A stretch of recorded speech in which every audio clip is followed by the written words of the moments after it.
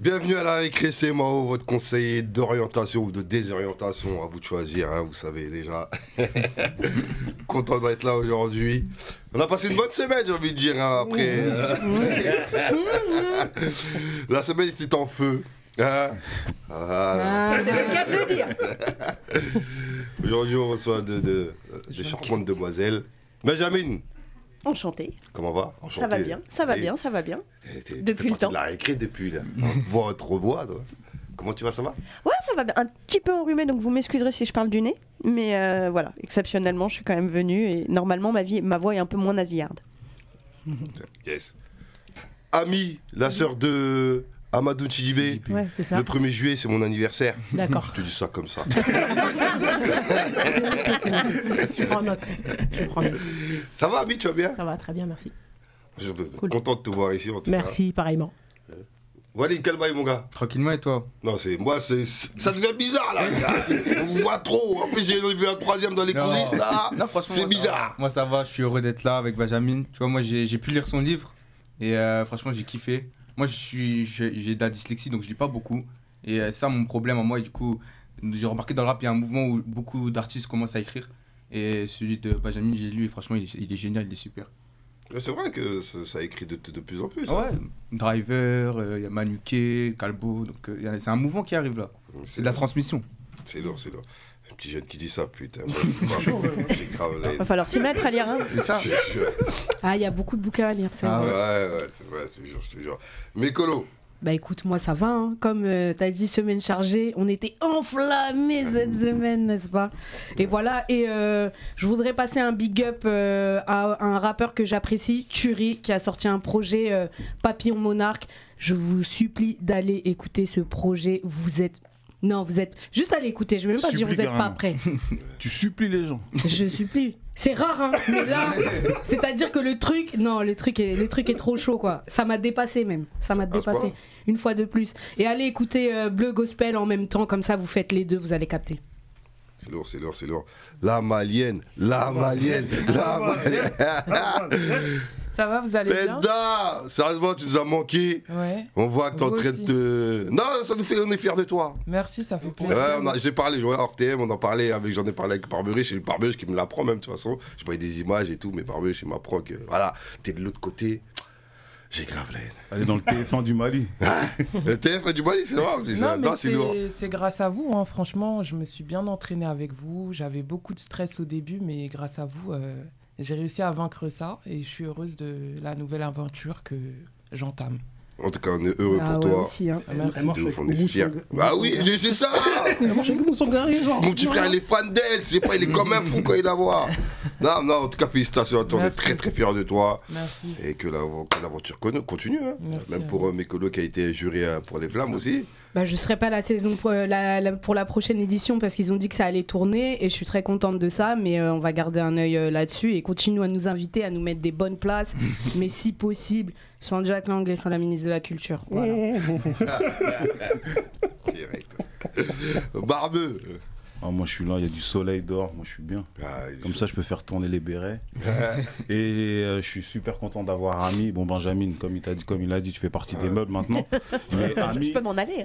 Ami, parce que pour ceux qui nous suivent depuis longtemps, elle a participé au premier écrit en 2017. Donc en fait, c'est le vrai. fait de l'avoir aujourd'hui, bah, C'est cool. c'est cool. Ça fait plaisir. De fou. Et le vieux père gang qui doit cacher son t-shirt parce qu'on va parler d'un bail aujourd'hui. Les bails, les airs, Jomb, on dit Mogop à Mogo, on dit Flocop à Floco, et je suis content que Ami Benjamin soit là. Je suis content que Mécolo était jury, tu vois, dans les Flammes. C'est comme ça, on était là nous aussi. Ah, vous étiez tous avec moi, Voilà. je vous ai mis dans mon petit sac là. Exactement. Vous étiez avec et moi. Penda, tu vois, son parcours là, c'est magnifique. Nous, on aime ça. On aime ça, c'est On clair, aime ça. c'est clair. Voilà. Meilleur centre de formation du rap français. Clair. La récré. C'est ici qu'il faut être, en vrai. de Et vrai. nulle part ailleurs. En tout cas, on tenait à féliciter quand même les Flammes. C'était un putain d'événement, faut le dire, faut le souligner. Même s'il y a eu beaucoup de retours négatifs. Mais il y en a On aussi retient beaucoup que des le positifs. positif. Moi, je retiens que Ouais. le positif, en tout cas, même si j'ai pas été invité. Non, il n'y a rien dans le sens, ça bouge pas. Mais en tout cas, félicitations, vraiment, l'initiative est très, très, très lourde. Donc voilà. Fallait souligner. Donc aujourd'hui, on va parler de sexisme, de racisme, de capitalisme. Est-ce la définition du rap? J'ai envie de rajouter d'aujourd'hui, moi. Ah, ça prend des gorgées d'eau. Ah bah d'habitude c'est Mekolo qui prend la parole, mais moi, donc Mekolo prend la parole. Écoute, est-ce que ça fait partie de la définition du rap d'aujourd'hui? Le sexisme, de toute façon, c'est dans l'atmosphère ambiante, donc ça fait partie, j'ai envie de te dire, de la France, de la culture. Donc, faut pas croire que le rap, ça vient de la cuisse de Jupiter. Ça s'inspire aussi de ce qui se passe là où le rap est. En fait, c'est on dit qui peut prétendre faire du rap sans prendre position. Bah, notre position, nous, c'est la France. Donc du coup c'est aussi ça fait partie de la culture malheureusement, mais on va changer ça. Le capitalisme, waouh, on pourrait faire 1 milliard d'émissions là-dessus. On parle d'une industrie. À partir du moment où tu es dans une industrie, bah, le capitalisme il est présent, hein. C'est pas, on n'est pas là à cultiver des carottes et à les vendre de la main à la main, hein. Donc réellement et le racisme malheureusement d'ailleurs je me suis un peu pris la tête sur Twitter avec quelques cisras là qui parlent de rap, de TN, de trucs. Allez voir ailleurs si on y est. Je vais pas dire de gros mots, mais allez voir ailleurs si on y est. Arrêtez d'écouter du rap. Ces gens-là, arrêtez d'écouter du rap. Vraiment, vous n'avez rien à faire dans cette culture. Et on a vu s'installer, et pour ne pas leur faire de pub, je ne citerai pas ces rappeurs, mais on a vu s'installer aujourd'hui une génération de rappeurs qui s'identifient comme identitaires ou je ne sais quoi. Vous aussi, mettez-vous à côté, vous n'êtes pas avec nous. Moi j'aimerais bien avoir des noms parce que je sais pas de qui tu parles. Non, bah je te les donnerai en off, mais hors de question que je fasse de la... Mais après on parle de quel genre de racisme aussi? Racisme anti-noir? Extrême droite. Bah de l'extrême droite, des identitaires, des faf. Mais donc, mais dans le rap il n'y a pas aussi le racisme anti-blanc? Comment tu veux être raciste anti-blanc à partir du moment où c'est un Babtou qui signe tes chèques? Ah ouais, non, elle a totalement raison. Sur le coup, je veux dire, non. Clairement, non. Je pense que tu as plus de chances de réussir si tu es blanc. Ça, c'est une réalité. Ça, faut même pas se mentir. Si tu es blanc, rappeur, tu as plus de chances de réussir. Alors, certes, c'est les Noirs et les Arabes qui occupent vastement le milieu, qui dominent par la force des choses. Mais je pense qu'un rappeur blanc à compétence égale d'un Noir, il est perse. Alors, les meufs, je t'en parle même pas. Voilà. Il faudrait juste revenir sur on parlait des flammes. Écoutez le discours de Fari. Voilà, c'est tout. À ceci près qu'il aurait dû s'arrêter après. Oui, c'est vrai. Il est parti un peu trop après longtemps. la phrase où c'est des blancs qui derrière voilà, chaque rappeur il y a un homme blanc qui prend du cash. La référence derrière était vraiment malvenue, très très malvenue. La référence antisémite, elle est malvenue parce que c'est du racisme aussi. Et là pour le coup c'est problématique. D'avoir dit ça c'est problématique. Pour le coup le discours était parfait. À part ça et la phrase qu'il a eue sur Aya. Voilà, je suis d'accord, c'était pas nécessaire. Les deux étaient non nécessaires. C'est-à-dire de faire une référence au fait qu'Aya ne sait pas parler français. Ah, mais Gazo aussi, il l'a mis dedans. Oui, mais c'est un garçon. En fait, si tu veux. Il fait même des fautes à l'oral. Oui, c'est un garçon. Ça, voilà, ça fait que là, c'est une fille qui en prend quand même pas mal, hein, on va pas se m'étonner. Et je trouve qu'en fait, je l'ai dit, mais qu'est-ce qu'il raconte lui? Qu'est-ce que t'as? Tais-toi, en fait, fais tes spectacles, laisse-la tranquille. Tu vois, elle vient. On l'a vu dans plein de récompenses où elle n'a pas gagné, alors on connaît son parcours. Laisse la femme tranquille, elle est mise à l'honneur. J'ai trouvé que là, c'était très bien. Et là, il est parti en sucette, en fait. C'était gratuit, voire méchant. Et là, on touche exactement à pourquoi j'ai fait ce livre-là. Et justement, je me permets, j'enchaîne. Parce que justement, la question, j'ai envie de dire, du sexisme, ça paraît évident qu'en effet, il y a quelque chose du côté du sociétal. Mais il n'y a pas que ça, en fait. Parce qu'il y a aussi une transformation du rap qui est devenu un truc aujourd'hui, en tout cas pas du rap en tant qu'ensemble, parce que déjà parler du rap comme un ensemble, dire le rap, déjà moi ça me pose question. Comme dire la femme ou dire l'homme, enfin voilà, c'est des choses qui devraient nous interroger déjà. C'est-à-dire que l'enjeu c'est que dès qu'on a un déterminant, ça voudrait dire qu'on essentialise quelque chose. Donc ça veut dire que ça doit être comme ça pour toujours et quoi qu'il arrive. Donc déjà c'est pas le rap qui serait sexiste, capitaliste ou raciste, mais il y a un certain rap qui en effet l'est et qui l'est devenu de plus en plus. Et ça, il y a quelque chose qu'il faut qu'on interroge aussi en interne, à savoir pourquoi on a promu et mis en avant, dans un système qui est un système capitaliste, essentiellement un rap qui va être un rap qui donne l'illusion, justement, quand on est non-blanc, bah, on ne peut pas faire du rap intelligent. Parce que moi, c'est aussi ça, c'est que typiquement, le rappeur blanc, ça, c'est celui qu'on va mettre en avant parce que lui, il écrit des beaux textes, lui, il est intelligent, lui, c'est un beau poète. Mais quand ça va être justement un non-blanc, et alors dans les non-blancs, il n'y a pas que les Noirs et les Arabes, il y a aussi les Roms, il y a les Asiatiques, il y a les Juifs. Voilà. Et qu'il y a un moment, il faut aussi se poser, c'est-à-dire mettre tout le monde au même endroit.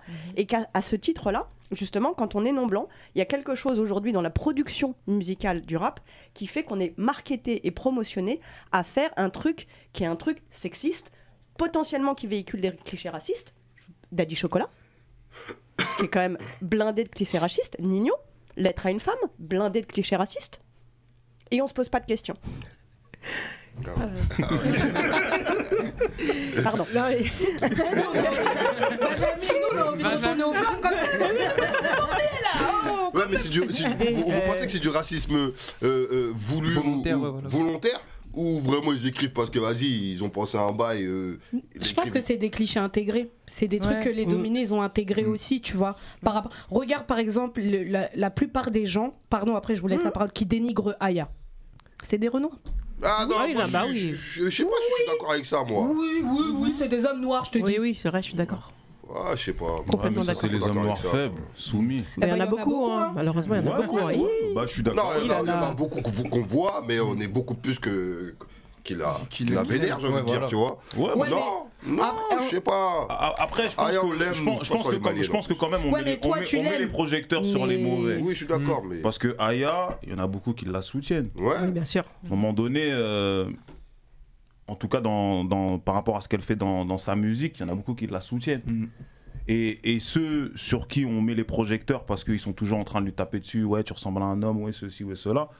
Pour moi, faut même pas les calculer.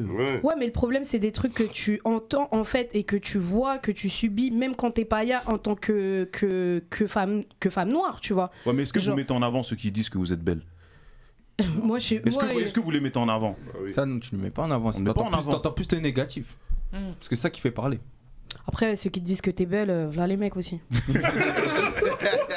et puis là-dedans, si je peux me permettre, il peut y avoir aussi un peu de fétichisation aussi, des deux côtés, et en termes d'intégration aussi. Et c'est vrai que pour le coup, alors là, je suis désolée parce que je suis pas une femme noire et je vais vous laisser parler là-dessus parce que pour le coup, vous êtes beaucoup plus adapté que moi. Mais il y a aussi tout ce côté un peu fétichisation qui fait qu'il y a un petit côté un peu exotique à valoriser justement. D'ailleurs, on en parle de la femme noire qui ne veut rien dire non plus. En fait, c'est-à-dire que la femme, elle n'existe pas. Par définition, il y a des femmes noires avec des africanités différentes, avec des manières, j'ai envie de dire, de vivre son corps, avec des cultures différentes. L'Afrique, c'est pas un pays, c'est une multitude de pays avec des cultures différentes, donc avec des rapports au corps différents. Enfin voilà. Même au sein d'un même pays. En plus. Camille. T'es encore sur non, j'aime. Je peux te tutoyer. Ouais. Ta manière d'intellectualiser les choses, c'est important aussi, pour légitimer tout ce qu'on est en train de dire. Après, en ce qui concerne les femmes noires, effectivement, d'un pays à l'autre, d'une ethnie à l'autre, on va vivre les choses différemment. Par exemple, moi, je suis Peul. On est très, très pudique. C'est vrai, on est très pudique. On est assez communautaire entre nous, etc. Et Touareg ? Non, mon père, un petit peu. Il était un petit peu. Moitié ça, moitié Peul. Enfin, il est Soraï. Tu vois, ma mère est Peul de Guinée. Donc c'est vrai, on a un rapport au corps ou même à la femme différent, peut-être d'un Soninké, peut-être d'un Bambara, peut-être d'un Mandjak, peut-être d'un Wolof. Mais ce qui est sûr, c'est que c'est important de dire aussi que dans nos cultures, les femmes sont valorisées. En ce qui concerne le rap, quand on parle de sexisme, on dit ouais, Nino, l'être à une femme, peut-être, mais c'est pas ça qui me dérange. Je me rappelle qu'à l'époque, Orelsan, qui est bien blanc, avait eu une polémique par rapport à Salput, je sais pas quoi, etc. Moi, ça me choque pas. Hein. Enfin, leurs paroles ne me choquent pas du tout. Ouais. Parce qu'en vérité, ça dépend où toi tu te places. Quand ils parlent des michtos, etc. Si tu te sens pas concerné, ça existe, c'est des choses qui existent. Et c'est vrai que le rap, c'est violent. Après, moi, je rebondirais plus sur le fait quand tu dis que un rappeur noir ne peut pas être intelligent, c'est plus ça qui va me déranger, et c'est en ce sens que je te rejoins. Mais toi, tu dis pas ça parce que t'es rappeuse, parce que tu connais le milieu. Non, parce que je vais te dire un truc, une anecdote. Je crois que je t'en ai parlé à toi ou Booba, je sais plus. Lorsque je sortais mon album, parce que moi j'écris aussi pour beaucoup d'artistes, c'est des choses qu'on dit pas. Je suis professeur aussi à côté, c'est des choses que je dis pas trop. Voilà, c'est des choses. Voilà. On te suit. On te suit. Et je crois que c'est même primaire, toi. Exactement, CM2. CM1, CM2. Et du coup, j'avais une attachée de presse, dont je tairai le nom, parce que voilà, j'ai pas d'animosité. Elle travaille sur mon projet lorsque j'ai fait ma série avec Nino, etc.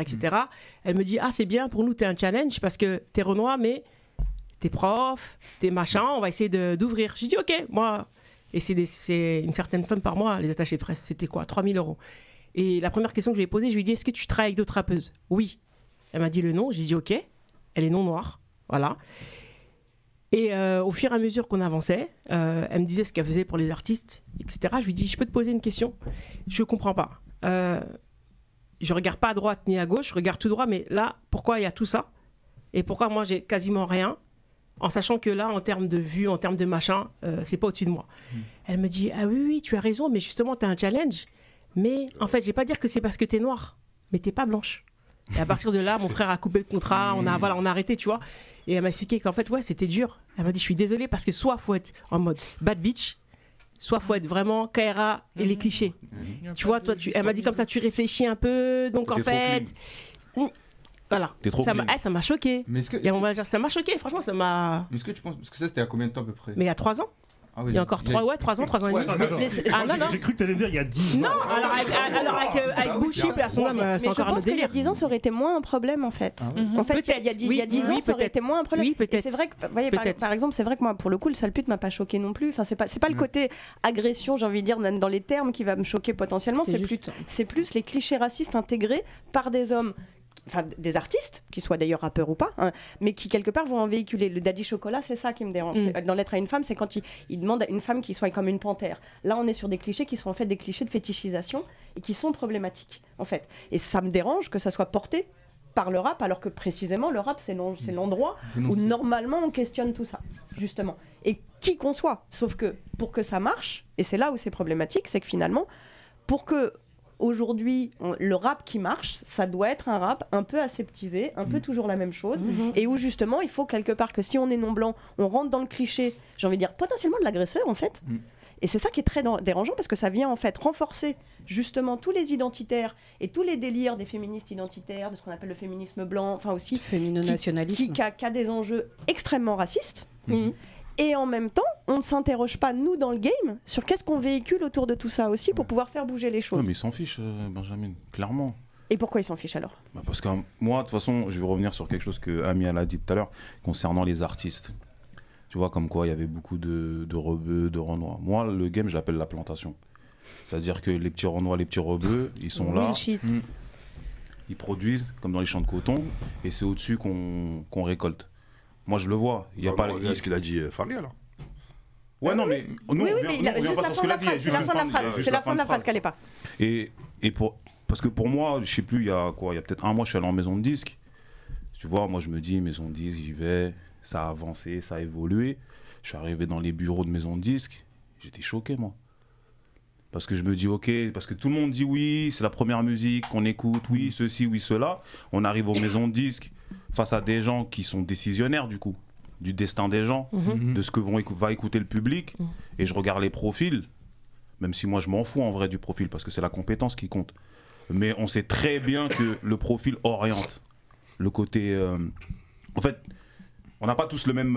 on voit pas les choses de la même fenêtre, selon les profils. Et du coup, si tu mets que le même profil dans le même endroit, bah, tout le monde aura la même direction. Et en fait, c'est ça qui m'a choqué, moi.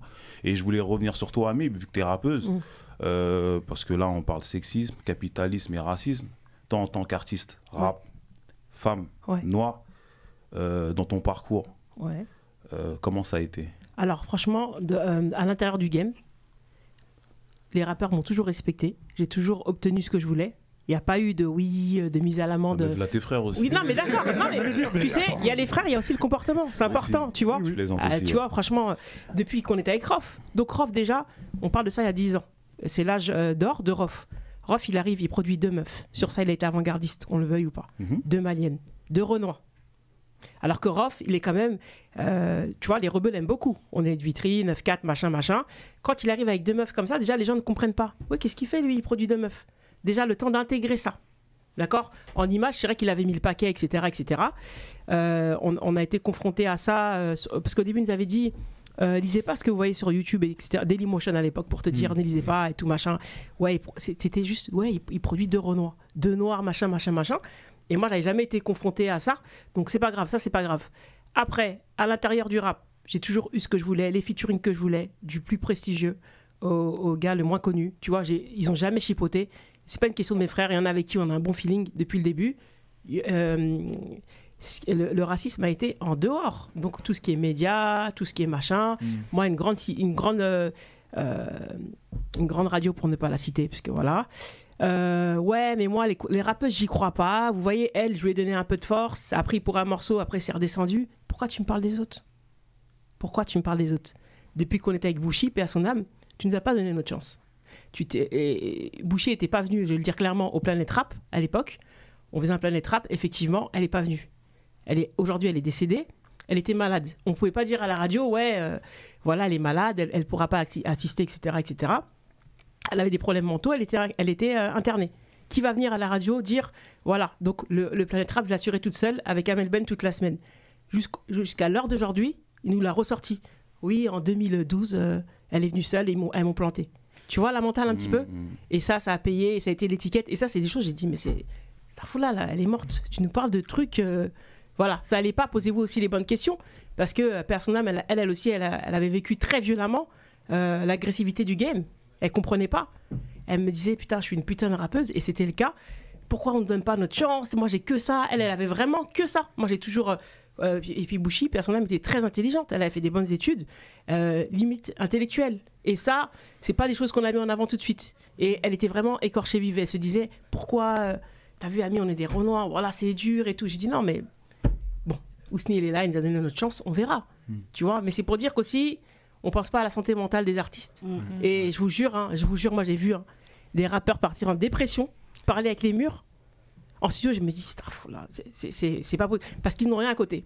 Donc les maisons de disques, c'est bien, de vendre du rêve, machin. Mais quand tu es confronté à plusieurs échecs, soit voilà, tu es entouré à côté, tu fais autre chose, tu travailles, tu vas à l'école et c'est très bien. Mais il faut quand même aussi préserver cette santé-là. Parce qu'il y en a qui pensent que signer, c'est une fin en soi. Mais toi, clairement, t'as montré qu'on allait te mettre des bâtons dans les roues parce que t'étais Renoir. Oui. Mais comment t'as pu... Mais en fait, alors, soit vous vous déshabillez un peu plus, soit t'es une caricature de ce qu'on attend de toi. Justement, moi j'ai l'impression que les hommes, c'est venez comme vous êtes, donc ils ramènent leur style, et les femmes, bah. Mais les femmes, les hommes noirs, franchement, ils sont bien dans le rap là. Ouais, ils sont bien. Les hommes en généralité dans le rap, tu vois, chacun a plein de styles différents. Mais bien sûr. Les femmes, c'est compliqué. Soit t'es trop sexy, soit t'es une carrière. Mais c'est comme dans la vie en général. Mais oui, c'est ça. C'est ça. En fait, c'est ce que j'ai. Dans le livre, c'est ce que tu dis, Benjamin, c'est que le rap, peut-être on voit pas assez de filles. Peut-être qu'il y a des clichés sur le sexisme, le racisme, mais en fait, ça reflète la société. Tu vois, dans une assemblée, il n'y a pas autant de filles que d'hommes. Tu vois, et bah dans le rap, c'est également pareil. Donc en vrai, comme c'est ce que tu disais au début, le rap reflète la société. Ouais, c'est ça. Penda. Alors, concernant le racisme, je voulais revenir sur un point, sur le rappeur intelligent blanc. Et on veut pas du rappeur non blanc intelligent. Après, je pense que dans la société maintenant, on est dans le divertissement et il y a beaucoup de gens, en fait, les rappeurs, ils aiment les clichés et il y a beaucoup de gens qui aiment les clichés aussi dans le public. C'est triste, mais c'est surfer sur les clichés. Ça se trouve, c'est des personnes qui sont pas comme ça en vrai, mais surfer sur les clichés, ça plaît au public et à une certaine catégorie de rappeurs. Il y a des rappeurs noirs qui sont intelligents, c'est juste qu'ils sont pas forcément mis en avant. Les blancs auront toujours le dessus, c'est clair, parce que on va dire que le blanc a l'image du sérieux dès le départ. Mais c'est tellement triste d'avoir ce constat-là en 2023. Or que le noir ou l'arabe ou bien toute autre origine non blanche, il va avoir l'image du mec qui fait divertir. On ne te veut pas sérieux, c'est comme dans un taf sérieux, on ne veut pas forcément un Renoir, mais on te veut bien pour faire rire la galerie aux flammes. Exemple. Mais après, est-ce que ça n'a pas changé? Parce qu'on a quand même justement des rappeurs étrangers qui sont intelligents et on les voit dans l'écriture. Il y en a plein en ce moment. Oui, mais en qui France, ont des belles écritures. Mais il y en a toujours. Il y en a toujours eu qui ont des belles écritures. Il peut se perdre. Après, pardon, excuse-moi de t'interrompre, Penda, mais t'as le complexe un peu aussi je pense, dans le rap français de MC Solar. Ouais. C'est vas-y, le Renoir qui passe. Moi, je vais pas me faire des amis encore avec cette émission purée, mais bon, tant pis. Mais et Damso aussi, tu vois un peu ce côté. En plus, lui, il avait le côté sur les premiers albums, il parlait vachement crûment, tu vois, de ses relations. T'avais un truc un peu, comme tu disais, je pense, Benjamin aussi, de fascination. Une espèce de fascination. Et lui-même, il a joué de certains clichés, dans certaines punch et tout, tu vois, quand il dit qu'est-ce qu'il dit? Ah oui, concours de taille de bite dans l'urinoir, genre en gros moi je perds pas, tu vois. Frère, pourquoi tu nous sors des clichés esclavagistes? C'est ça, ouais. Vous dites pas qu'en vérité les réponses elles sont dans l'histoire en vérité, parce que tout à l'heure on a parlé des femmes noires, mais en vérité les réponses elles sont dans l'histoire. Il faut pas oublier que jusqu'en 1959-60, il y a eu des expositions coloniales en Belgique. Et la dernière c'était 58 je crois. Ouais, en 58 en Belgique. C'est-à-dire que c'est des expositions dans lesquelles on mettait, la France mettait les gens de ses colonies faire des chorégraphies, genre dans leur paysage naturel. Enfin l'Europe, il y en a eu en Angleterre, partout. L'Europe, ouais. C'est-à-dire il y a eu plus de 90 millions de personnes qui sont parties voir ça. Et derrière il y avait des théories qui disaient comme quoi ils mesuraient avec des règles le crâne des gens du tiers-monde en disant comme quoi, vous avez vu la taille de leur crâne, ils sont moins intelligents que des Européens. Et du coup, en fait, tout ceci en fait, participe à ce qui se passe aujourd'hui. C'est-à-dire que même au niveau on parle souvent du rap et le truc c'est que les rappeurs ils sont même pas au courant de tout ça. C'est pour ça qu'ils peuvent pas défendre quelque chose qu'ils ne connaissent pas, dont ils connaissent pas les origines. Ils sont pas au courant, frérot. Parce que globalement, Google, et puis globalement, c'est ce qu'on appelle la blanchité, ce que tu décris en fait, qui est un système et qui est en effet quelque chose qui est difficile à aborder en France parce que tout ce qui est analyse systémique, que ce soit du sexisme, du racisme ou du capitalisme, c'est compliqué. On voit bien que dès qu'on parle d'intersection, c'est compliqué. C'est même régulièrement criminalisé, faut le dire aussi. Donc ça, c'est aussi une réalité. Mais cette blanchité, justement, elle vient poser en fait l'idée que l'homme blanc serait la norme en fait, et donc tous les autres en fait se calent par rapport à cette norme qui est une sorte de neutralité, de fausse neutralité, qui n'est pas une neutralité réelle, et qui amènerait justement à ce que chacun développe du stéréotype. C'est pour ça que tous les non blancs sont tous ceux où il y a association au stéréotype, alors que les blancs n'ont pas de stéréotype. C'est toute la différence en fait. Typiquement le stéréotype en effet c'est ça va être le noir qui rigole bien, qui danse bien, ça va être le juif qui a beaucoup d'argent, ça va être le rome qui vole, ça va être l'asiate qui passe son temps à travailler sur ordi, tout ça en fait c'est du stéréotype produit par la blanchité. Qu'on le veuille ou non. Donc la blanchité, en fait, c'est tout le système. Et si on ne comprend pas le système, justement, il y a quelque chose qui, en fait, se reproduit. Donc qui se reproduit, et notamment dans l'industrie musicale, le fait que ce ne soit que des hommes blancs qui possèdent tous les moyens de production, ce qui n'est pas le cas, par exemple, aux États-Unis, où des hommes noirs, pour le coup, donc des non-blancs, se sont appropriés ce qu'on appelle les moyens de production, donc les enjeux du capitalisme. En fait, en France, on est dans une reproduction systématique des mêmes qui vont avoir les moyens de production. Des gens comme Laurent Bounot, Bruno Laforesterie, le Maxime, dont j'ai oublié le nom de famille, qui est à Mouve, le directeur de Génération, pareil. En fait, ce ne sont que des hommes blancs. Et en fait, le problème pour moi, c'est pas les artistes en tant que tels. Parce que les artistes, ils posent... En fait, c'est pas eux le problème. C'est comment ils sont marketés, c'est tous les gens derrière les artistes. Mais si, c'est eux le problème. Moi, je crois pas que ce soit eux le problème. Ils sont dans un champ de coton, ils s'en rendent pas compte. Oui, mais quand tu es dans un champ de coton, tu as des boulets aux pieds, en fait. Et donc, tu te rends pas forcément... En fait, pouvoir se défaire de ces boulets, c'est pas si simple, surtout quand ta vie est en jeu. Ouais, mais là, par exemple, là, on a Laurent Bounot là derrière, là. C'est pas Laurent Bounot qui dit écrit comme ça. Ah bon? Je sais pas, je demande, c'est une question. Donc c'est Laurent Bounot qui fait rentrer les gens. Il l'a dit à une époque à des mecs. En studio, il est arrivé, il a dit à des gars, t'as vu, change-moi ça. À une époque, mais à cette époque aujourd'hui, je sais pas. Non, à cette époque, il copie les playlists de Deezer. Voilà. Je vais pas parler. Parce que... Donc en vrai, je sais pas, moi je pose la question. Mais Benjamin, qu'est-ce qui t'a fait écrire ce livre? Parce qu'à la base, toi, on va dire que t'es concerné parce que t'es une femme. Ouais. Je suis moins concernée par le racisme. Ouais. Et pourtant, un peu quand même, j'ai un nom de famille quand même. Un peu quand même, j'ai vu des trucs. Et je prends cher à cet endroit-là. C'est vrai. Voilà. Je recommence ma phrase. Qu'est-ce qui t'a fait écrire ce livre? Voilà, on va recommencer parce que finalement, il y a un petit truc où je peux m'y retrouver. Alors, plusieurs choses qui m'ont fait écrire ce livre. Déjà, le fait que. Alors, l'événement déclencheur, c'est Aou. Je vais le dire. Enfin, voilà, c'est au moment où, je ne sais pas si vous vous souvenez, il y a Aou qui sort. Donc, c'est Chila, Bianca, Vicky R, Le Juice et Davino. Caricature de fou, ça aussi. Qui font justement il y a un documentaire sur Canal+, qui a été réalisé par Guillaume Gendron. Et en fait, déjà, J'entends, pardon. Non, mais j'écorche ton nom. Pas mec, mais on n'écorche pas ton nom. Non, mais t'as raison, pardon, autant pour moi. Donc, et en fait, arrive à ce moment-là, déjà, j'observe que la promo se fait autour du gars. En fait, c'est lui qui va faire les plateaux télé pour parler de son documentaire, alors que pourquoi il les a pas invités à TPMP? Je me suis toujours posé la question. Bah, je sais pas pourquoi il a pas été invité à TPMP, mais en tout cas. Non, les filles. Ah, mais les filles alors que lui, il fait partie du. Oui, en plus, il est chroniqueur, c'est vrai, en effet. Ah, Guillaume Jonto, c'est ça qui met les. Ouais, c'est bon peroxydé là. Denis Rothman, il mettait du vernis, si c'était que ça qui dérange. Non, ça me donne, c'est juste pour voir qui c'était, parce que je savais pas qui c'était. Voilà, tu l'as situé. Bon, et puis à la limite, c'est pas lui le problème en soi, attention. Mais donc, il y a ce documentaire qui est produit par Canal+, avec un faux Planète Rap à l'intérieur qui ne se reproduira jamais dans le réel.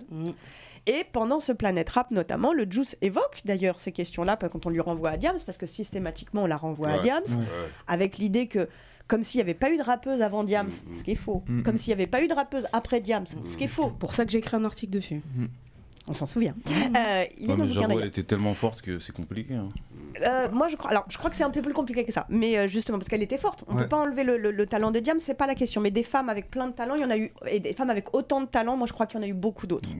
Et ça, par contre, elles n'ont pas eu la même force de frappe que Diams derrière. Et c'est là où il y a eu quelque chose qui s'est mis en place par les hommes de ce milieu-là, et pas là pour le coup par les hommes, et donc les hommes de l'industrie. Et quand moi je parle de l'industrie, c'est à la fois ceux qui produisent, mais c'est aussi les médias, qui pour le coup en ont fait l'icône, la seule possible, en fait, la seule femme possible. Et résultat, après... Jusqu'à ce qu'ils comprennent qu'elle soit musulmane, parce que dès qu'ils ont compris la conversion, c'est devenu non blanche. Mais au-delà de ça, en fait, parce qu'elle avait quand même... En fait, son charisme avait déjà fait son œuvre, et son public était déjà là, elle continuait de remplir. Mais c'est surtout que... En fait, à partir d'Aou, moi, ce que je me suis dit, là, il y a un truc qu'il faut absolument qu'on formule, en fait, parce que ça fait longtemps qu'on le ressent, mais qu'il va falloir formuler, c'est la problématique autour de pourquoi les femmes n'arrivent pas à émerger dans le rap français, et que c'est pas un problème qui est lié uniquement au rap en tant que tel, justement, c'est pas dans l'ADN du rap d'être sexiste, mais par contre, c'est dans l'ADN du capitalisme, en fait. Et c'est ça qu'il s'agit de montrer. C'est de montrer, en fait, comment, finalement, le sexisme et le racisme s'imbriquent dans le capitalisme nécessairement. Et quel que soit le domaine. Mais est-ce que Aou, c'était... Parce que tu vois, moi, les reines, moi j'ai trouvé que c'était méga cliché. Parce qu'en vrai, parce que la réalité, c'était juste pour mettre en avant Chila et la brésilienne. Bianca Costa. En vrai. Oui, mais au final, c'est pas... Enfin, bah ouais, parce que Vicky, elle n'a pas eu de portrait. Déjà, je trouve ton analyse très pertinente, vraiment. Franchement, elle a raison par rapport au fait de la médiatisation. Je te promets. Je suis d'accord avec ça. Alors, il n'y a pas de problème. Jam, c'est la patronne, il n'y a pas de souci, c'est la grande sœur, machin. Mais je te promets que si on avait mis les moyens sur d'autres, parce qu'on n'a pas laissé aussi le temps aux artistes d'émerger, de se développer. Jam, ça n'a pas percé du jour au lendemain. Il y a quand même eu, elle a galéré, tu vois. De laisser aussi une artiste de se trouver, d'affiner, d'affûter sa plume, de vraiment se développer. Et je trouve qu'on ne laisse même pas le temps. Après, concernant les 5 rappeuses, moi, tout ce que j'ai retenu, franchement, j'ai pas regardé le reportage, c'est quand Juice est passé chez le faux Planète Rap. C'est un faux. D'accord. C'est ça qui est terrible. Il a jamais été dans le réel. Ah d'accord, ok. C'est un faux Planète. C'est monté pour le. D'accord. Bon bref, pour le documentaire. Dans les 5, il y a 5 personnalités, 5 styles bien différents, tu vois. 5 styles qu'on peut aimer ou pas. Moi, j'ai une préférence pour le Juice en termes de kickage. Après, les autres, je me suis pas trop. C'est 94, ça, c'est pour non, je te jure, non, rien à voir. Non, franchement, non. Tu vois, franchement, non. Je comprends, Ami. Non. Après, les autres, j'ai pas trop écouté. Après. Non, il y a Vicky aussi qui est très très forte. Ouais, j'ai fait une émission avec Juliette Fievet et elle. Bon, en fait, on montrait pas notre musique, on parlait justement des rappeuses africaines. Donc, j'ai pas eu le temps d'écouter. Mais j'ai juste remarqué que c'est Sheila qui est ressortie du queutru encore une fois. Ouais. Tu vois, c'est elle qui a été mise en avant. Et tu sais, les maisons de disques, elles veulent une nouvelle Jams. Il n'y aura pas de nouvelle Jams. Laissez Jams tranquille. Il y aura une nouvelle X, Y, T, machin. Et il y en aura même plusieurs. Mais parce que pourquoi il en faut qu'on n'attend pas un nouveau Booba, tu vois, chez les hommes. En fait, c'est ça. On n'attend pas un nouveau Rof. Quand, je sais pas, par exemple, Sola Lune, là, un rappeur dont j'ai beaucoup parlé ici, il arrive. Tu sais, moi, je me dis pas, ouais, attends, est-ce que c'est le nouveau Rof ou le nouveau Booba? Pourtant, c'est un Komoko. Il y a plein de trucs, tu vois, qui me feraient pouvoir me dire. Mais en fait, on n'attend pas ça. Et c'est pareil. Tu vas voir, c'est pareil dans le cinéma. Par exemple, le prochain acteur noir qui va buzzer, on va dire, c'est le nouveau Omar Sy. Mais après, moi, j'ai remarqué, chez les femmes, aujourd'hui, les auditeurs, ils cherchent peut-être... en tout cas, c'est ce qui fonctionnait avant. Pas que chez Jam, chez d'autres rappeurs, c'est la stricte crédibilité. En vrai, quand tu es auditeur, moi, je trouve que c'est ça qui est important. Et peut-être pour ça que certaines n'arrivent pas à mettre tout le monde d'accord. Mais quelle serait crédibilité? Faut qu'on ait Big Ram en bas du bat. Non, pas forcément. Mais avant, écoute le son qu'il pourrait me dire. C'est un son que pour moi, c'est comme on avait dit avec Poivre de Riche, c'est la meilleure collaboration féminine. Et moi, c'est des personnes où justement, quand ils parlent, bah, on dirait que c'est des hommes, tu vois. Il y a un truc mais comme des hommes. Ouais. Justement, c'est que tu dis, on dirait que c'est. C'est ça. Moi, par exemple, Kazé, moi, je te dis, Kazé, je l'ai découvert il n'y a pas longtemps. Moi, je suis en 2005, donc je l'ai pas connu. Au début, j'ai toujours cru que c'était un homme Kazé. Par son nom, par sa voix. C'est après que j'ai découvert que c'était une femme. Mais ça n'a pas changé ma vision de. J'ai pas eu un autre point de vue différent de la voir, tu vois. Mais j'ai remarqué que c'est quelque chose qui change chez les auditeurs. Ils veulent retrouver cette street crédibilité. Tu veux dire un garçon manqué? Ouais, en vrai, c'est ça en vrai. Mais est-ce qu'on parle de filles manquées? Parce que en fait, ce terme de garçon manqué, il est hyper sexiste. Ah ouais? Eh ben oui. Et c'est important à un moment de le poser aussi, parce qu'en fait, on ne parle pas de filles manquées. Si, Guillaume. Non, on ne parle pas de filles. Tu le sais. Hein, Mao, tu le sais. Mais il y a un moment où en fait, cette notion-là, et qu'une femme ait envie, enfin, j'ai envie de dire, il y a autant de possibilités d'être femme qu'il y a de femmes sur Terre. Et on a chacune un rapport au corps différent. Être une femme, en fait, à part se sentir femme, il n'y a pas d'autre définition, en fait. Parce que vous avez des femmes qui naissent sans utérus, c'est quand même des femmes. Vous voyez, vous avez des femmes qui vont naître avec des hormones importantes de testostérone, mais c'est quand même des femmes. Enfin, donc c'est pour vous dire que déjà, cette question-là, de qu'est-ce que doit être une femme, en fait, déjà, c'est une question qui pose du sexisme. En fait, les femmes que nous sommes, on est ce qu'on a envie d'être. Si on a envie de faire le bonhomme, on a le droit. Et de la même manière qu'un gars qui a envie, qui a envie de performer côté féminin avec les représentations qu'on a, il a tout à fait le droit. C'est son droit. C'est son droit. Et quelque part, dans le rap aussi. Et d'ailleurs, les Américains le prouvent. Ouais, mais ils sont perchés. Non, les Américains, ils le prouvent pas forcément, en tout cas au niveau des femmes, je trouve. Parce qu'il n'y a pas de juste milieu. En tout cas, quand tu es non-noir, je reviens à ça, il n'y a pas de juste milieu. Soit c'est l'hypersexualisation à fond et t'es dans un storytelling, stripteaseuse, tout ça. Soit t'es, comme t'aimes pas entendre, garçon manqué. Mais le juste milieu, on va pas forcément te mettre en avant parce que... Missy Elliott. Oui, mais je te parle de maintenant. Aujourd'hui, Missy Elliott, elle est vraiment entre les deux. Elle est hyper entre les deux. Missy Elliott, elle est plus là. Non, Missy Elliott, elle est là. Elle est là, mais Missy Elliott, elle est plus garçon. Ouais. Non, franchement, Missy Elliott, je l'aime beaucoup. Comment ça s'appelle? Tirawak, par exemple, je dis toujours qu'elle n'est pas reconnue à sa juste valeur. Elle est trop forte. Elle est trop forte, mais c'est vu que c'est une femme noire qui n'est pas dans le show, parce qu'en fait, il faut être dans le show pour être mise en avant. Et en France, je pense que les gens aussi, ils attendent, comme il a dit, soit une street crédibilité, soit... trop sexy, quoi. Trop sexy. Soit, après, je sais pas si c'est trop sexy, mais en tout cas, hyper sexualisé. Mais on a eu Ivy aussi. Ivy entre les deux. Ouais, mais c'est une ancienne danseuse. C'est quoi, il y avait des stripteaseuses. C'est pour ça que j'ai dit non. Ivy, elle était forte, évidemment. Oui, mais tu vois, t'as différents profils. Mais par exemple, regardons aussi un peu ce qui se passe en Angleterre. Et ben, on est moins, je trouve, pour les femmes dans ces dichotomies-là. Oui, c'est vrai. C'est peut-être là qu'on devrait regarder, en fait. Vu que c'est plus proche de nous, c'est une Europe qu'on connaît peut-être mieux. Les États-Unis, en vrai, on croit connaître, mais il faut y aller. C'est pas. Non, ça n'a rien à voir. Ils nous vendent une culture, faut pas regarder ça. Ça n'a rien à voir avec ce que nous, on peut connaître en Europe, rien à voir avec ce que nous, on vit. Donc déjà, ne regardons même pas les États-Unis, regardons juste en Angleterre. Franchement, t'as différents styles de rappeuses, mais vraiment différents styles de rappeuses. T'avais une Lady Lesher qui arrive. J'aime bien. Non, tu vois, ça peut être ta Pinko, la meuf qui est au fond de la classe avec toi, mais elle sort un feu. Hein. Ça brûle, c'est des longs freestyles comme ça. Donc, et après, tu peux avoir un profil, elle est pas rappeuse, mais à la Georgia Smith. Tu vois, t'as différents... Là-dessus, je pense qu'il faut, si il y a des inspirations à avoir au niveau des femmes artistes, je pense qu'il faut regarder en Angleterre. C'est ce qu'elle fait un peu Doria en vrai aujourd'hui, ouais. Parce qu'elle est multicasquette. Quand on a vu sur la prestation chez Les Flammes, là c'était un son qui était plus, on va dire, Kaira, pas forcément Kaira, mais qui réunissait plus les hommes, on va dire. Tu vois, le feat avec Mac Taylor. Et dans l'album qu'elle a fait juste avant, t'as plus des sons ambiançants, ou même elle a fait une prestation sur Planète Trap qui avait bien marché, qui avait tourné un peu, où c'était plus ambiançant, plus féminine, tu vois. Mais je pense que justement la multicasquette, ça peut être pas mal et intéressant pour les femmes justement, et toucher plus de personnes. Bah après, et jouer de ça justement. Aussi, j'ai l'impression qu'en France, il y a le délire de l'élu. Il y en a une. Et tant qu'il y a, par exemple, il y avait Jams, après il y a eu Shai. Et en fait, les gens, ils veulent toujours au-dessus. Ils sont dans la comparaison, il ne peut pas en avoir 5. C'est ce qu'on appelle le syndrome de la Schtroumpfette. Hein. en fait.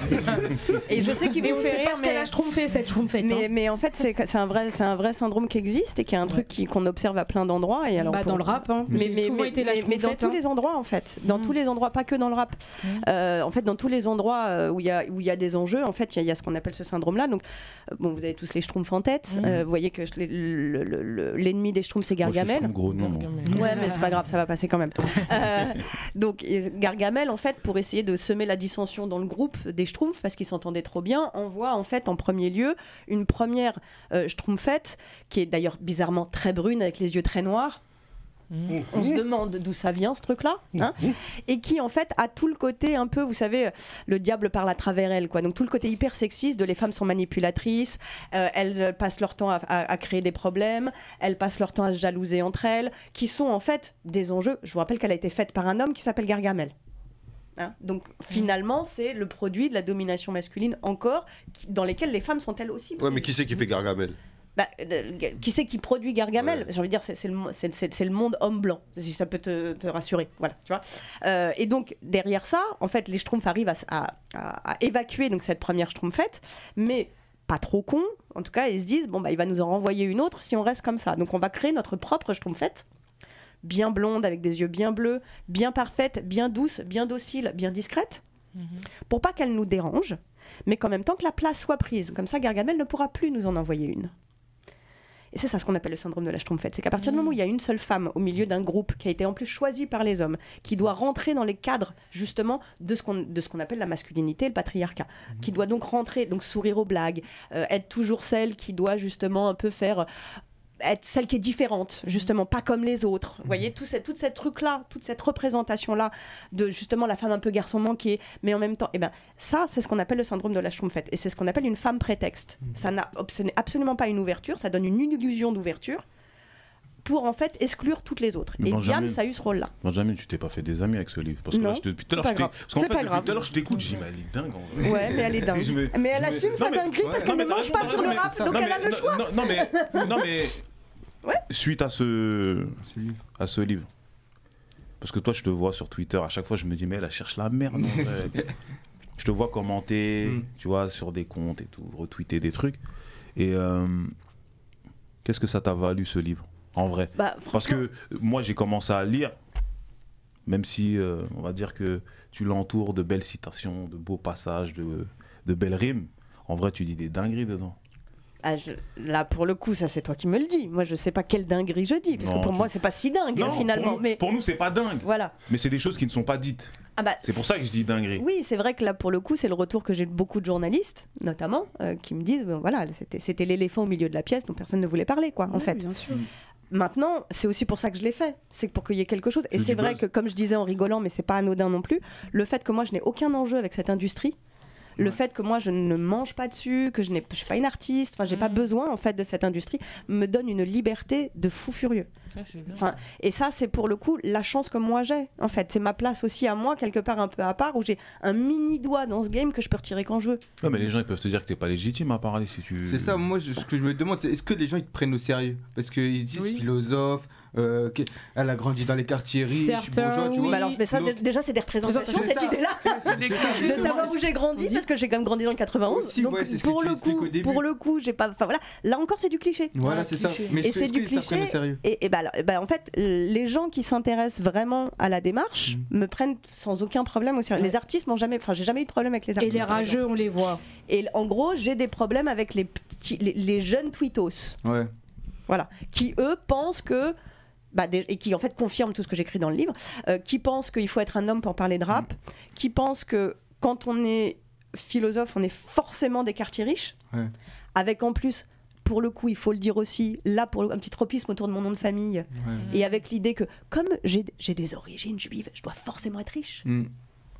Ça aussi, c'est quand même un petit problème, qui devrait à un moment être un peu remis au travail aussi, parce que pour le coup, mon avocat est juif, Mazel Tov, enfin bon, on connaît tous, et il y a un moment où il va falloir en sortir de ça aussi, hein, même chez des gens qui sont intelligents.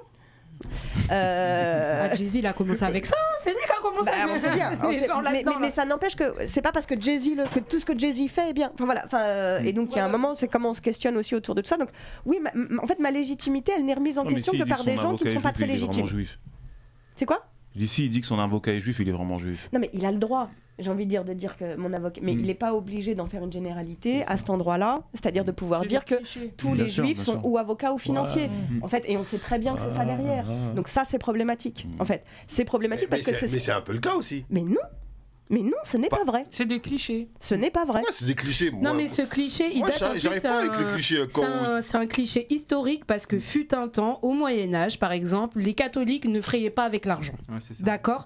Et donc, ils avaient laissé, vu que les protestants n'étaient pas encore arrivés, donc ceux qui géraient en gros l'argent, donc ce qui était considéré comme péché, comme sale, ils laissaient les juifs le gérer.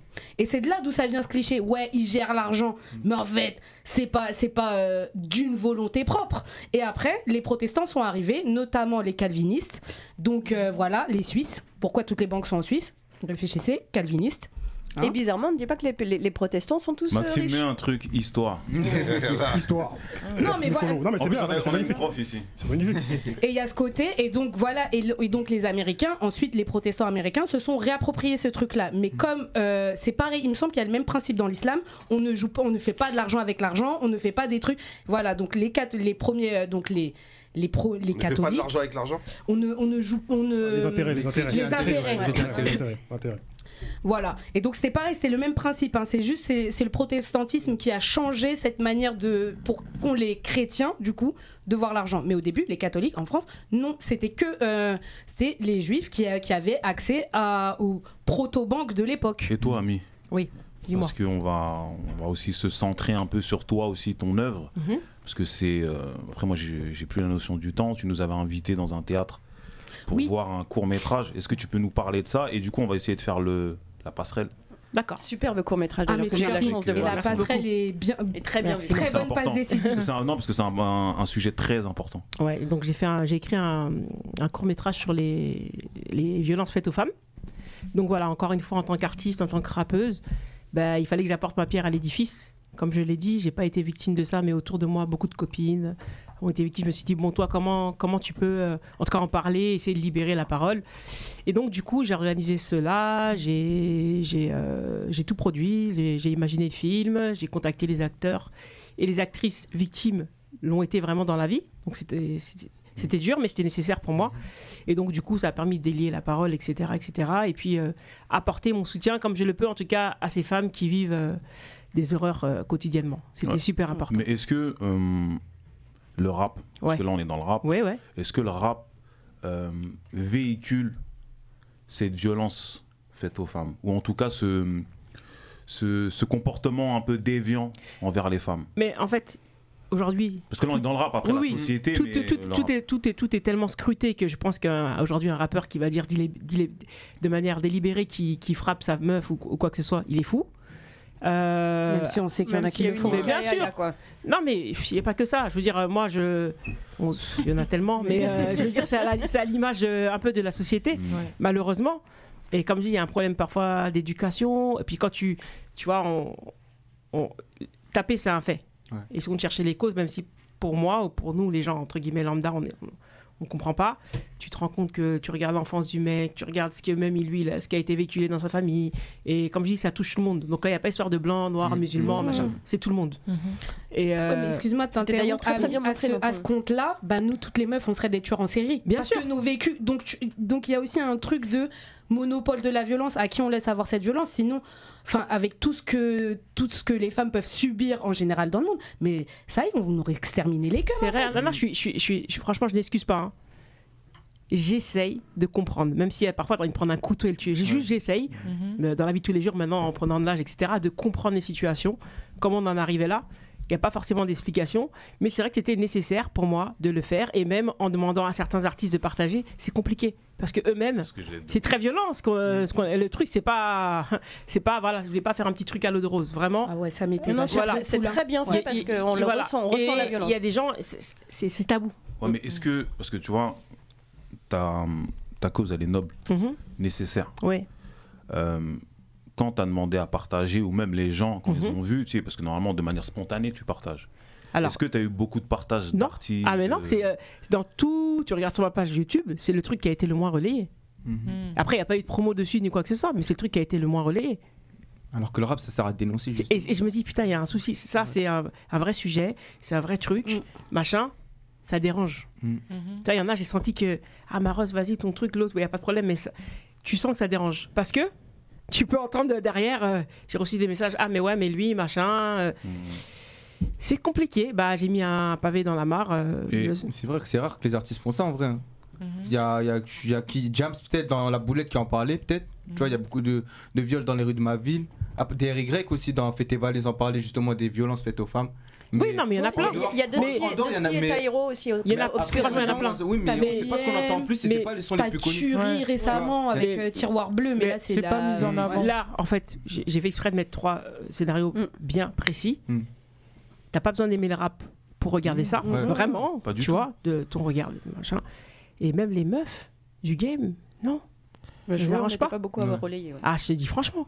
En fait, c'est ce que j'ai constaté. Donc, et ça revient au même, et si on veut même pousser loin, j'en parlais avec Juliette, parce qu'on était à Abidjan il n'y a pas longtemps là. Est-ce que dans le rap aussi, l'ennemi des femmes, c'est pas les femmes? Si. La vérité. Moi, je vais te d'accord. dire un truc. Moi, je m'en fous, j'ai du recul par rapport à ça. Tu vois, le rap est derrière moi. Maintenant, j'écris des choses sur des films, des machins. Franchement, voilà, il n'y a pas de souci. Si demain, je trouve une rappeuse suffisamment talentueuse et qui me donne envie, peut-être que j'irai produire avec mon frère, je verrai. Pour l'instant, j'ai pas encore vu. En tout cas, parce que moi, je pense, il y a le talent, il y a la chance, bien évidemment, et il y a aussi une question de feeling. C'est important parce qu'un artiste, c'est dur à gérer. Moi, mes potes producteurs, ils s'arrachent la tête, tu vois. Les artistes sont très ingrats. Quand ça marche, c'est grâce à eux. Quand ça échoue, c'est le producteur. Et ça, on ne met pas souvent en avant. Sauf qu'ils ne voient pas les sacrifices que les producteurs font au quotidien. C'est un risque qu'ils prennent quand ils payent. De la promo, un clip. Si ça ne marche pas, comment il fait? Tu vois? Donc ça, c'est important de le mettre en... Et les femmes entre elles, je vous jure, hein, moi, je repars de l'historique avec Bougie, parce que c'est là que ça a commencé. À la base, on ne se connaît pas. Elle me joint sur MySpace. Elle me dit, j'aimerais bien qu'on fasse un featuring. De ce featuring, Ousni me dit, je ne savais pas que tu rappais, puisque c'est un grand frère à moi du 9-4. Faites le groupe, machin, on y va. Il nous a vachement écartés du milieu. Parler avec personne. Ne parler avec personne. Ne parler avec personne. Le game, il est... Voilà. Donc, on a été vachement protégés. Et c'est vrai que... quand on est arrivé, il nous a demandé avec qui voulait faire un feat. On a dit naïvement Ahmed Bent. Elle est venue, elle a fait le taf. Franchement, je la remercierai jamais assez. Parce qu'à l'époque, franchement, c'était quelqu'un, ça l'est toujours. Mais vraiment, elle nous a donné une bonne force. On s'est arrêté là. Et puis après, on a vu que on n'est même pas concentré, concerné, mais on nous mettait en opposition par rapport aux autres labels, machin. Je me rappelle d'un truc, Bouchi, personnellement, m'en a parlé. Elle parlait beaucoup avec les artistes. Booba arrive avec Shai, nous on est avec Rof. C'est la fin. Bouchi n'est pas encore décédé. Vous voyez, elle n'est pas encore décédée. Et il y a des tweets qui passent. Et Bouchi maîtrisait bien Twitter. Et un mec qui dit ouais, Booba elle est avec Shai, elle fume, Ami et Bouchi, machin. Et je dis à Bouchi, vas-y, calcule pas. Et elle me dit tiens, regarde, Shai a retweeté. Donc elle envoie un message en mode j'ai dit bon, franchement, Bouchi, c'est rien, tu vois. Elle est morte peu de temps après. Et c'est pour dire que par exemple, une meuf qui s'appelle Kailine à l'époque, avec qui je parle bien, on s'entend bien, mais ses producteurs voulaient toujours mettre les gens en opposition. Mais pourquoi en fait? Si t'es bien avec toi, tu vois, et c'est ça qui me rend ouf dans le rap. En vrai, c'est quoi? C'est pas les femmes, ça, c'est les hommes. Oui, mais non, mais les femmes aussi. Hein. Je suis désolée. Ah bah oui, on n'est pas des. Moi, que les femmes rentrent dans le système, moi, je suis tout à fait d'accord. Mais c'est ce que je disais justement tout à l'heure. En fait, la domination masculine, et ce qui n'est pas que le fait des hommes, c'est aussi met en concurrence l'ensemble des femmes pour qu'il y ait une seule place auprès des hommes. Et ça, en fait, c'est exactement ce qu'on observe dans le game. En tout cas, c'est manifeste dans le game. Mais c'est pas le. J'ai envie de dire, on peut pas reposer ça uniquement sur des individus. Parce que, en fait, faire bouger un système tout seul, on peut pas. Oui, mais par les individualités, mais aussi le caractère. Oui, mais ça suppose qu'on prenne conscience du système déjà, en fait. Ouais. Et qu'ensuite, on se mette à plusieurs pour se dire où est-ce qu'on le fait bouger et quelles sont les marges de manœuvre. À quel endroit ça peut faire bouger. Par exemple, en effet, s'il y avait plus de femmes qui produisaient, je vais être tout bête. En fait, tout bêtement, ça serait un autre regard déjà sur la production musicale. Ça serait aussi... Et des femmes qui ne sont pas déjà matrixées, j'ai envie de dire, à la domination masculine et au capitalisme. Donc qui ne sortent pas d'école de commerce, quoi. Oui, mais maintenant, il y en a très peu des femmes qui ne sont pas matrixées. C'est ça, c'est ça. En fait. Même en dehors de la musique, en fait, généralement, les femmes, il y en a beaucoup qui veulent être la femme. Entre elles. Mais parce que justement, tout le système va dans ce sens-là. Il y a beaucoup de compétition et je pense qu'on grandit comme ça, sans s'en rendre compte, en fait. T'es meilleure qu'elle, t'es mieux qu'elle, t'es ça qu'elle. La compétition, elle peut être saine. Tu vois ce que je veux dire? On peut se respecter. Toi, tu viens, on tweet ça. Je pense quel message tu envoies? quand il y a compétition, au bout d'un moment, c'est plus sain. Bah ouais, mais bon. En fait, je pense que la compétition, au bout d'un moment, c'est plus sain. L'émulation, c'est vrai que je vais pour aller un peu par rapport à ce que vous dites toutes les deux, je pense qu'en effet, la compétition, ça veut dire vouloir être premier, dominer l'autre, alors que peut-être ce que tu évoques toi, c'est aussi ce qu'on appelle l'émulation, c'est-à-dire le fait que par l'autre, parce que l'autre est fort, j'ai envie d'être fort aussi. C'est que tout est relatif. En fait, tu vois ce que je veux dire? En fonction des médias, dans ces cas-là, créez. Si vous voulez même un Planet Rap avec plein de meufs, venez qui fait des vrais trucs et puis t'inquiète pas, la vérité va sortir. C'est ça que je veux te dire. Tu peux pas, sous prétexte que nous, on vient avec Rof, c'était le grand Rof, qui va dire qu'on est meilleur? C'est même pas notre mental en fait. Mais nous, on fait des trucs, on essaie d'avancer plus ou moins. Moi, j'essaie de fédérer. Sur mon album, j'ai invité Lina Mayem et Lila. C'est mon meilleur morceau. C'est celui qui a le plus marché. Tout ça se passe bien. Aujourd'hui, je vais pas vous dire qu'on n'est pas spécialement en bon terme avec les deux. Et je me dis, sur le camp, il y a mon manager qui est là. C'est pas possible. Moi, là-bas, je ne les connais pas. C'est juste que un de mes meilleurs amis était son producteur. J'ai dit, tu sais quoi, moi, je suis pour la femme. Il n'y a pas de femme dans mon album. Il y a un souci. Donc, je les ai invitées toutes les deux. Une qui vient du zouk, une qui vient un peu du R&B, on peut dire. On ne nous attend pas forcément. On fait le truc, ça se passe bien, mais c'est des problèmes dans les clips, c'est des problèmes dans l'ego. Si tu regardes bien la structure du morceau, j'ai mis certaines en avant, je m'en fous. Ouais, moi, je veux faire un bon morceau, je n'ai pas de problème. Je me suis même mis en retrait pour te dire, c'est mon clip, c'est mon projet. Tu vois ce que je veux dire? Si c'était du rap pur et dur, ah ben non, je vais pas me mettre en retrait. Là, je prends 5 compétitrices. Tu vois, une fille comme Siana à l'époque, j'adorais comme elle rappait. Là, tu sens, tu as envie de te surpasser. L'ADA, pareil. Tu vois, et aujourd'hui, j'ai pas retrouvé ce truc. Mais j'ai pas retrouvé le truc, en fait. De me dire que, on sent qu'il y a le truc là, ça kick, t'es content, tu sais que tu vas te surpasser. J'ai mis le truc, au final, des chichis, des machins. Mais tiens, j'ai pas honte de le dire. Benjamin, on dirait les gars, on a bon dos aussi. Non, je suis d'accord. J'ai pas dit que c'était les hommes. Tu vois, moi, je suis sur des compiles de meufs. Tu sais pas, tu vois. Alors, moi, je vais pas t'en parler, j'en ai commencé une. Je jure, j'ai dit je vais aller en HP, j'arrête. Bah oui, moi je suis dessus. C'est bon. Tu vois, et Ami, je me rappelle même quand elle était en train de la faire, la sienne. C'est pas une histoire de mec, hein.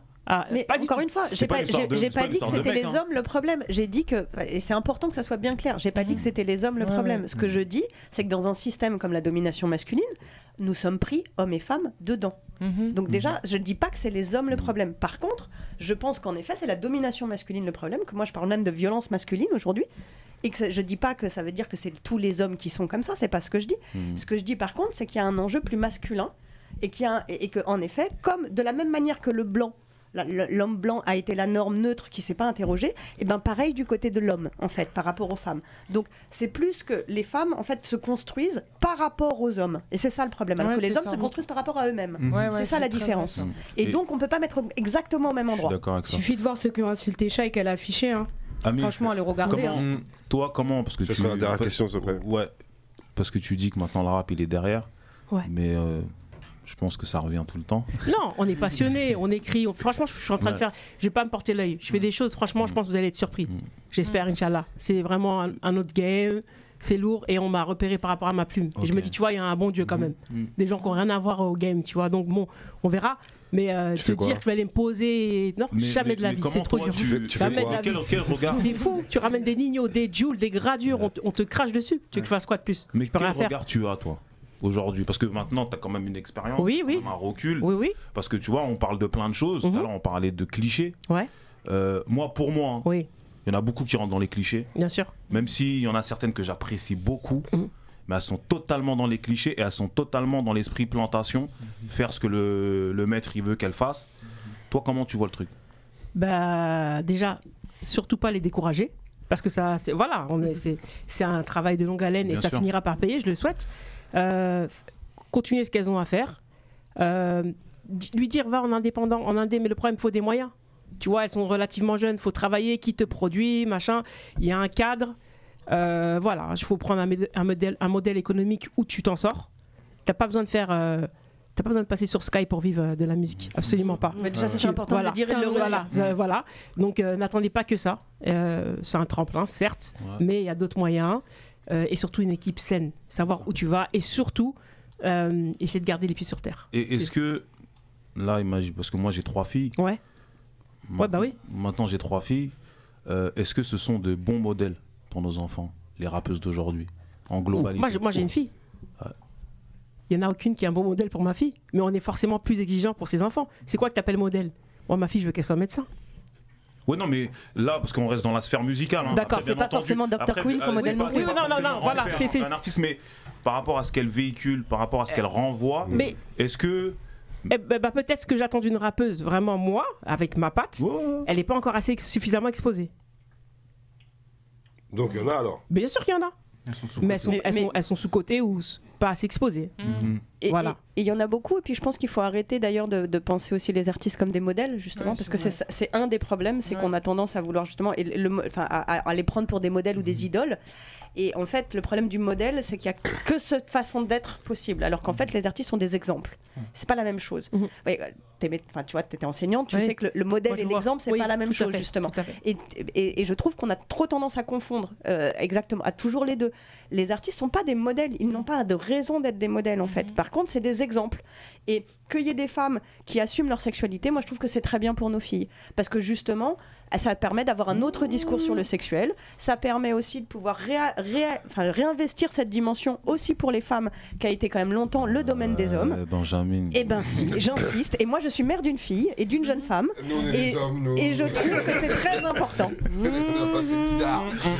Même si ça le mot de la fin pour le trophée de la légende à Black 10. Je crois que pour finir, en vérité, je crois qu'il y a un problème de construction sociale.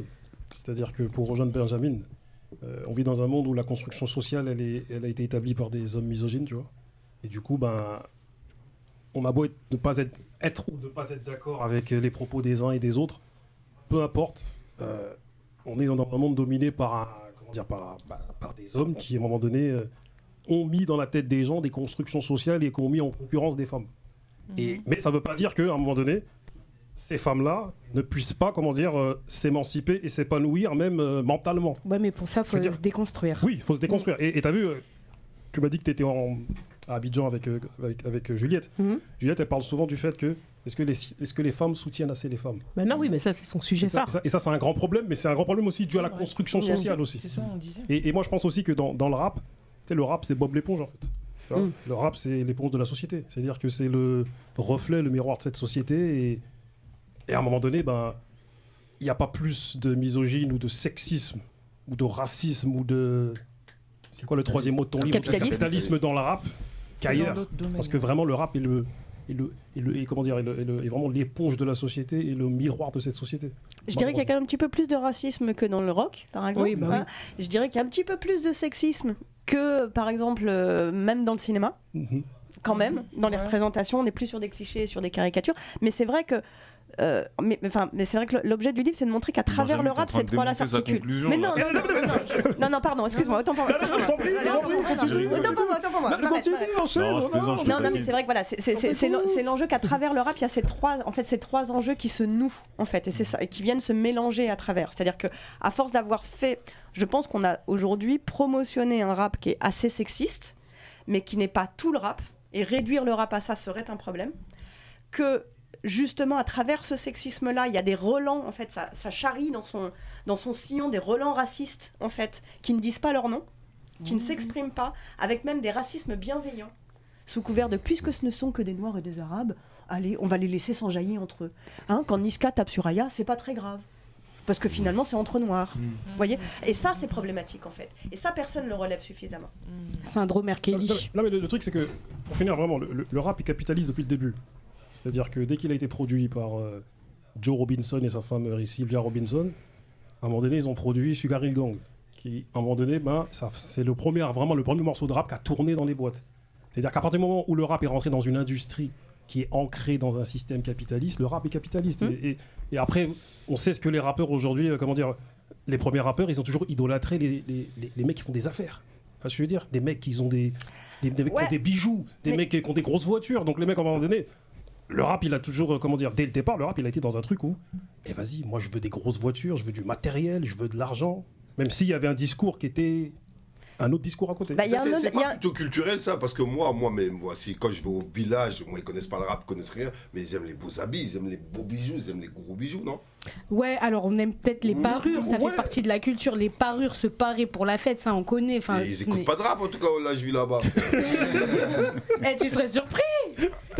Mais je pense que, en fait, montrer ce qu'on appelle les signes extérieurs de richesse, de possession et de pouvoir ne sont pas forcément du côté du capitalisme tel qu'on l'entend aujourd'hui. C'est-à-dire, à savoir, c'est vrai qu'à partir du moment où on industrialise quelque chose, l'industrie, par définition, c'est le capitalisme. C'est le 19e siècle. Enfin, justement, c'est la mise en place de ce qu'on appelle la division du travail, l'exploitation de certains par d'autres, et qui n'était en effet pas le cas quand, par exemple, tu dois, j'ai envie de dire, tu as ton petit lopin de terre que tu gères par toi-même, quoi. Enfin, en fait, déjà, c'est un autre rapport, en fait, à la production. Mais ça ne veut pas dire que je ne vais pas me montrer comme étant puissant. C'est encore autre chose. L'apparence et le mode de fonctionnement. Mais c'est vrai que le capitalisme, il est à la fois présent nécessairement dans le rap et en même temps, quand même, on fait partie d'une génération, toi et moi, Booba, où on se souvient qu'avant, c'était pas Tony Montana la ref. La seule ref. Oui, et il y a un moment justement dans le livre où j'ai écrit justement, je sais plus si je l'ai gardé ou pas, mais il y a un moment où je vois en train d'écrire qu'il y a eu un moment où quelque part Tony Montana va remplacer Frantz Fanon. Et ça, c'est un truc qu'on oublie de dire, et ça, c'est un truc qui manque à l'histoire du rap. C'est que non, le rap n'a pas tout de suite été fan de Tony Montana. Mais il faut voir qui dans son bureau, qui travaille dans le rap, a une statue grandeur nature de Tony Montana. Si vous êtes déjà allé. Ah bon? Ah ouais. Mais tout le monde n'a pas la chance de fréquenter les mêmes bureaux. Alors, j'ai été chacun son bureau. J'ai été invité par des artistes. Comment t'as géant depuis que tu vas aux flammes? À 100 flammes. Alors, le jour où moi je rentre dans ce bureau, c'est pour prendre le bureau. C'est pas juste pour rentrer. En tout cas, c'est pas pour passer dessous, en tout cas. Ouais, voilà. En tout cas, dans ce bureau, dans un certain bureau, pour finir avec une anecdote, il y a Lino quand il sortait Requiem. Il est parti dans un certain bureau pour dire « j'aimerais bien présenter un morceau ». On lui a dit « mais non, ton morceau, on n'en veut pas. On n'est pas là pour éveiller les consciences ». Oui, c'est ça. Ben voilà, c'est dit. C'est dit. Mais on m'a à peu près dit la même chose. Donc, mais c'est là, toujours, je pense, la même personne qui pense en plus, qui a fait des livres en disant qu'il a fait la pluie et le beau temps sur le rap français. Il l'écrit, hein. Ouais, mais les gens, pourquoi ils l'ont laissé? Bah oui. Non, mais là, c'est. J'ai envie de dire, c'est une autre émission qu'il faudrait lancer. En fait, peut-être une prochaine émission sur comment, justement, pourquoi Tony Montana est devenu la ref. Ça peut être un truc intéressant. C'est une thématique, ça. Ça, c'est une thématique. Parce que c'est vrai que. On trouve souvent des excuses. Et souvent, moi, avec Booba, quand on fait des débats avec les jeunes, souvent, moi, j'aime bien arriver et dire ouais, mais les jeunes, on vous trouve toujours des excuses. Et les rappeurs, on leur trouve toujours des excuses. Bah, c'est ce que j'appelle le racisme bienveillant. Mais aujourd'hui, la ref, c'est plus Tony Montana, c'est Franklin de Snowfall. C'est lui la ref. Ou Omar de The Wire. Je vais pas spoiler, hein. Ouais, mais on sait comment ça ne sois pas Franklin, poteau, j'ai envie de dire.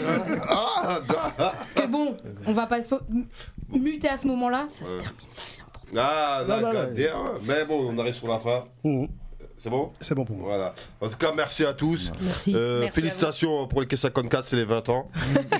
Voilà. C'est pour ça que j'ai. Non, pour moi, t'oublies que le 1er juillet, c'est mon anniversaire. Écoute, je n'oublierai pas. Voilà. Juste, je crois qu'il y a un message subliminal. Oui, bien sûr. Ça fait 20 ans de juillet quand même. Faut bien le fêter. Non, ça bouge pas. En tout cas, merci à tous. Cliquez, bande de. Voilà. Bande de sexisme. Alors.